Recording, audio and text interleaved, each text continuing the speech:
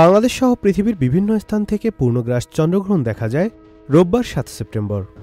আকাশ মেঘমুক্ত থাকার কারণে বাংলাদেশ থেকেই এই চন্দ্রগ্রহণ দেখা যায়। চন্দ্রগ্রহণটি রোববার রাত থেকে সোমবার সকাল পর্যন্ত চলমান থাকে।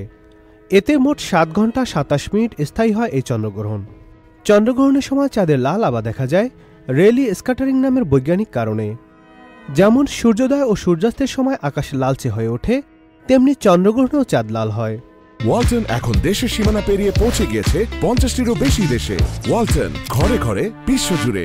পূর্ণ চন্দ্রগ্রহণের সময় পৃথিবী সরাসরি সূর্যালোক চাঁদে পৌঁছতে বাধা দেয়, তবে কিছু সূর্যালোক পৃথিবীর বায়ুমণ্ডল হয়ে চাঁদের দিকে পৌঁছায়, আর এই আলোতে থাকা নীল ও বেগুনি তরঙ্গদৈর্ঘ্য বেশি ছড়িয়ে যায়, আর লাল ও কমলা তরঙ্গদৈর্ঘ্য অপেক্ষাকৃত কম ছড়িয়ে চাঁদে পৌঁছায়, ফলে চাঁদে একটি লালচে আভা ধারণ করে।